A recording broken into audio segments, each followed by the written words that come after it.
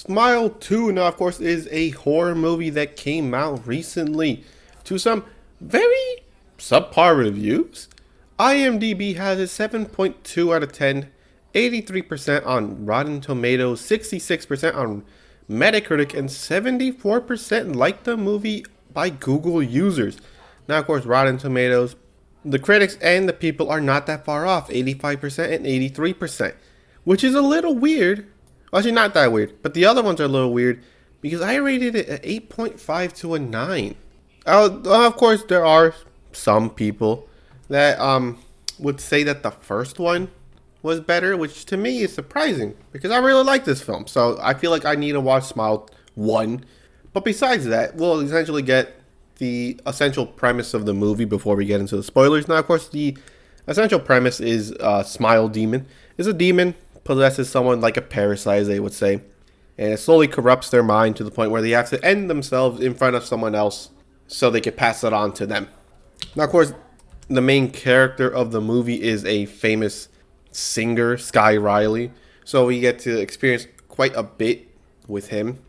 Now, of course, there's a whole story about her trauma as she got in an accident, substance abuse, and all that stuff, right? Some very deep stuff, as some people would say. So she goes trying to navigate through not knowing what's real and what's fake, right? And it gets really intense and very grotesque scenes, and he does a really great job at keeping you engaged with the movie. Of course, as a horror film, you have to know if the horror is even good. And it is. It is really good. Now, of course, another movie I watched, which was Oddity, where I did say that they try to keep the atmosphere eerie, but it never really pays off that well. Smile 2 does really well with the eeriness, and it actually pays off a lot of the time. Even the non-horror parts, like her relationship with her old friend, which, they broke it off because, substance abuse, she was a bad person, right? Her mother, and it just, her juggling a lot of stuff, right? They do it really well. And it's scary, too. And, of course, the essential creepiness of the smile stuff is great because I don't know if you know this, but people staring at you is creepy as hell, man. Oh my god, it's scary. It's like this one picture of the T-Rex that stares at you. People use it all the time, and it's scary. Predators are not supposed to be looking at you like that. But besides that, it is scary. Oh my god, dude. I got out the theater for at least an hour and I was still I was still tense. I was like, oh my god, dude, that thing was scary. Even at night. I don't want to admit it, but it will make maybe more people watch the movie. Some people are on the fence. Dude, I got scared. I didn't want to sleep for a second because I thought I was going to get nightmares or something. Oh man, it was horrible. I did not like that one bit. But besides that, that's essentially, I guess, as non-spoiler as I could get. So now we'll dive right into the spoiler review. Now, of course, if you haven't watched it yet, you not have to, right? But oh my god, it's a great Halloween movie. Not even, it's just a great movie in general. But besides that, now the spoiler gets into it. Now, of course, the cold open. Oh, well, actually, before we get into that, we get more context. As there's a dude named Morris that appears very late in the movie, who essentially explains that the demon, he provides a hypothesis on how to defeat the demon. Because the demon forces you to end yourself in front of someone else, meaning that's a very important part, right? So he says, what if we kill the person infected before, someone gets the chance to see them? Meaning that the demon will most likely die within the body because they claim it's a parasite. And of course, once the host dies, before the parasite can latch onto another person, the parasite dies too.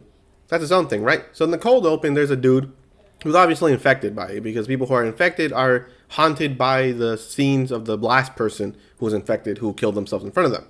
So he attempts to pass it off to another person, of course a bad person, a drug dealer.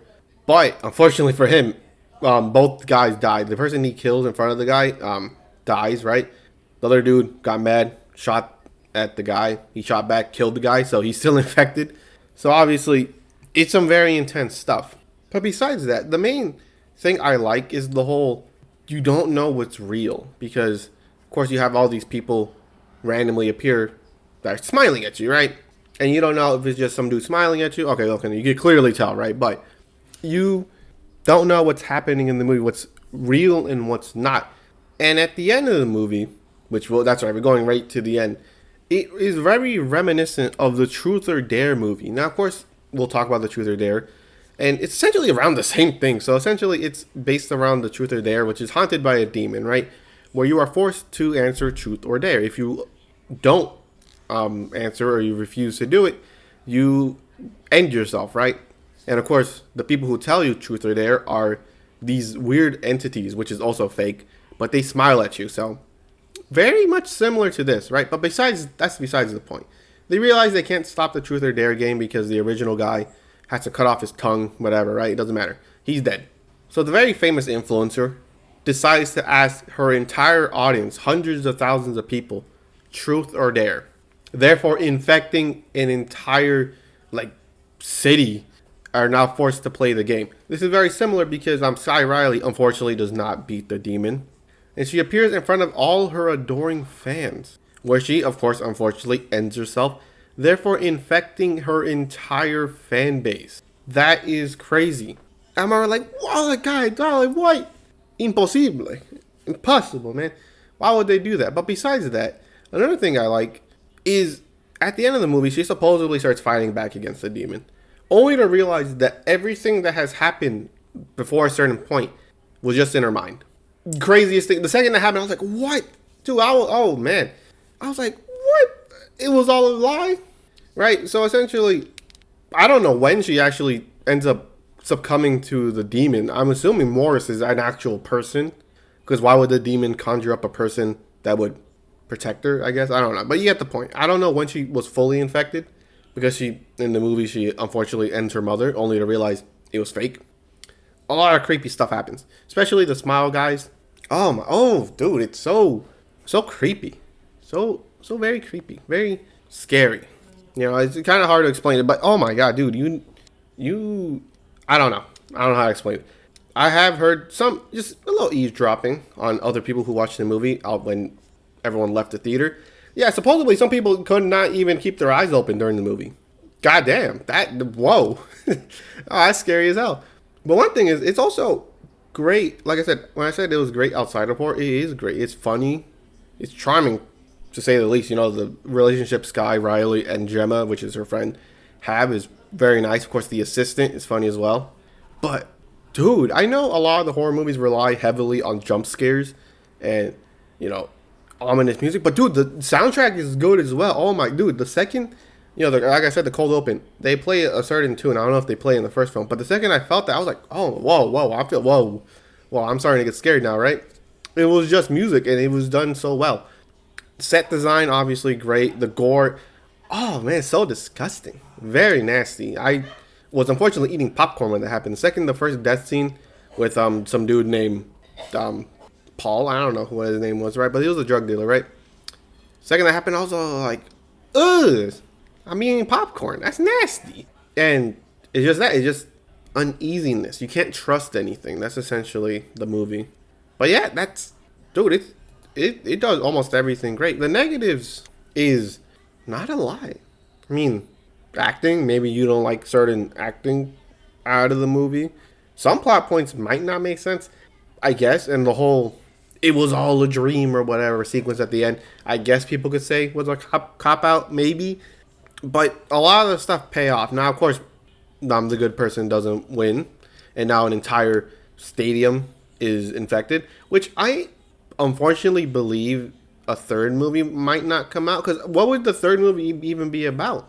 There's too many people dealing with demons now. I mean, maybe they call up the Pope's exorcist and they defeat the demon. I guess that could be the third movie. You never know. But I need to go watch the first movie. If they say the first movie's better than this one, I gotta watch it. I mean, I personally maybe don't want to watch it because I want a good night's rest. But if the first one's better, I need to watch it.